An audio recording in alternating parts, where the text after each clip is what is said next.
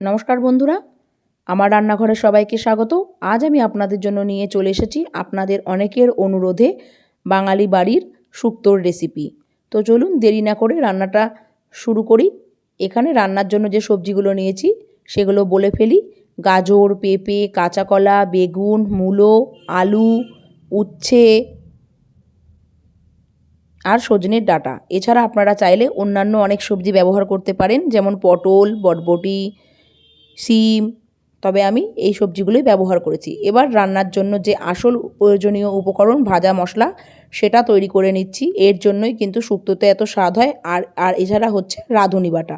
তো এখানে পাঁচফোড়নটা আমি ভালোভাবে রোস্ট করে নিয়েছি। তারপর একটা হামানদিস্তার মধ্যে দিয়ে এটাকে গরম অবস্থাতেই ভালো করে গুঁড়ো করে নেব। এবার রান্নার জন্য সর্ষের তেল বসিয়ে দিলাম।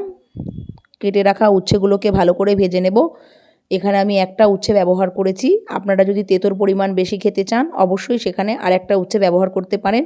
উচ্ছেগুলোকে যদি ভালো করে ভেজে নেন তাহলে কিন্তু শুক্তোটা তেঁতো হবে না। উচ্ছেটা ভাজা কমপ্লিট হয়ে গেছে। এবার আমি এর মধ্যে বেগুনটা ভেজে নেব। আমি এখানে একটা বেগুনই ব্যবহার করেছি। বেগুনটাকে আমি ভালো করে ভেজে নেব লাল হওয়া পর্যন্ত। আর এরপর ভাজবো বড়ি। এই তিনটে সবজি একমাত্র আলাদা আলাদা করে ভাজার প্রয়োজন আছে, যেহেতু এগুলো খুব নরম হয় আর খুব বেশি সেদ্ধ হওয়ার প্রয়োজন নেই। তাই বেগুন, উচ্ছে আর বড়ি এগুলোকে ভেজে নিচ্ছি। বাকি যে সবজিগুলো আছে সেগুলো কিন্তু আমি আলাদা আলাদা করে আর ভাজবো না, সেগুলোকে আমি একসাথে করেই ভেজে দেব। তো বড়ি এখানে আমি ছোট বড়িটা ব্যবহার করেছি। আপনাদের কাছে বড় বড়ি থাকলে সেটাই ব্যবহার করবেন। শুক্তোতে সবসময় বড় বড়ি ভালো লাগে, ছোট বড়ি ভালো লাগে না। তো আমার কাছে বড় বড়ি শেষ হয়ে গিয়েছিল, তাই ছোট বড়িটা ব্যবহার করেই ভিডিওটা বানিয়েছি। এদিকে ভেজে রাখা মশলাটা দেখতে পাচ্ছেন গুঁড়ো করা হয়ে গেছে। ঢাকাটা দিয়ে রেখে দিলাম যাতে গন্ধটা না চলে যায়। অন্যদিকে কড়াইয়ে তেল দিয়ে আসল রান্না শুরু করে দিচ্ছি। ফোড়নে দিলাম শুকনো লঙ্কা আর পাঁচফোড়ন। এবারে কেটে রাখা বাকি যে সবজিগুলো মূলো, গাজর, ডাঁটা, পেঁপে, কাঁচা কলা, আলু সমস্তগুলোকে ভালো করে 5 মিনিটের জন্য ভেজে নেব। গ্যাসের ফ্লেমটাকে মিডিয়াম বা হাইয়ে করে। অন্যদিকে 1 চামচ মতো রাঁধুনি আমি ওই হামানদিস্তাতে নিয়ে ভালো করে পেস্ট তৈরি করে নেব। আপনারা চাইলে শিলে বেটে নিতে পারেন। অন্যদিকে মিক্সিতে আরেকটা মশলা তৈরি করে নিচ্ছি। 2 চামচ পোস্ত, 1 চামচ কালো সর্ষে, 1 চামচ সাদা বা রাই সর্ষে আর পরিমাণ মতো নুন। নুন দিলে সর্ষে বাটা তেতো হয় না। তো আমি কিন্তু রান্নাতে আলাদা করে আর নুন ব্যবহার করব না, যেহেতু মশলাটায় আমি পরিমাণ মতো নুন ব্যবহার করেছি। সবজিগুলো ভাজা হয়ে গেছে। এর মধ্যে আমি পরিমাণ মতো আদা বাটা আর রাঁধুনি বাটাটা দিয়ে দিলাম। তবে পরিমাণটা হচ্ছে হাফ চামচ হাফ চামচ আদা, হাফ চামচ হচ্ছে রাঁধুনি বাটা। এগুলোকে দিয়ে 2 মিনিটের জন্য ভালোভাবে কষিয়ে নিতে হবে।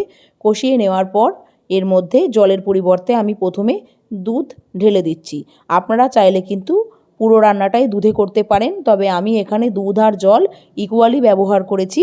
হাফ হাফ করে পুরোটা দুধ দিলে গ্রেভিটা খুব ঘন হয়ে যাবে, যেহেতু এর মধ্যে আরও অন্যান্য অনেক মশলা পড়বে। তো ঢাকা দিয়ে কিছুটা সেদ্ধ করে নেওয়ার পর মিক্সিতে বেটে রাখা পেস্টটা আমি দিয়ে দিলাম। তো আলাদা করে কিন্তু নুন আমি ব্যবহার এখানে করছি না, যেহেতু আমার মিক্সির মশলা বাটার সময় ওখানেই পরিমাণ মতো নুনটা দেওয়া ছিল। এদিকটা কিন্তু অবশ্যই খেয়াল রাখতে হবে। তো এবার সবজিগুলোকে আর একটুখানি সেদ্ধ হওয়ার জন্য ঢেকে দিতে হবে। তার আগে বেগুন, বড়ি আর উচ্ছেটাকে দিয়ে দিলাম আর বাটি ধোয়া জলটা দিয়ে দিলাম। আপনারা যে পরিমাণ গ্রেভি রাখতে চান, ঠান্ডা হওয়ার পর শুক্তো কিন্তু গ্রেভিটা পুরোটা শুকিয়ে দিতে পারে, সেই কারণে জলটা কিন্তু পর্যাপ্ত পরিমাণে ব্যবহার করবেন। তবে শুক্তোর সাথে যেহেতু কলাইয়ের ডাল হচ্ছে, তো কলাইয়ের ডাল হচ্ছে অনিবার্য শুক্তোর সাথে বাঙালি বাড়িতে, বা বিউলির ডাল। এরপর দিলাম চিনি। মিষ্টির পরিমাণটাও অবশ্যই আপনারা আপনাদের সুবিধা মতো দেবেন। আমি কিন্তু এখানে মিডিয়াম মিষ্টি ব্যবহার করেছি। আর দিলাম 1 চামচ মতো ঘি আর ভাজা মশলা। তো রান্না প্রায় শেষ হয়ে গেছে। এবারে জাস্ট একবার নেড়ে দিয়ে গ্যাসটা বন্ধ করে 5 মিনিট মতো স্ট্যান্ডিং টাইমে রেখে দেব। তারপর পরিবেশন করব গরম গরম শুক্তো আর বিউলির ডাল বা কলাইয়ের ডাল।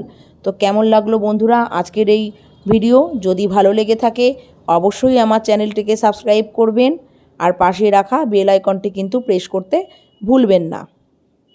তো আজ এই পর্যন্তই। আপনারা যদি আরও কোনো নিত্য নতুন ভিডিও দেখতে চান অবশ্যই আমাকে কমেন্ট করে জানাবেন।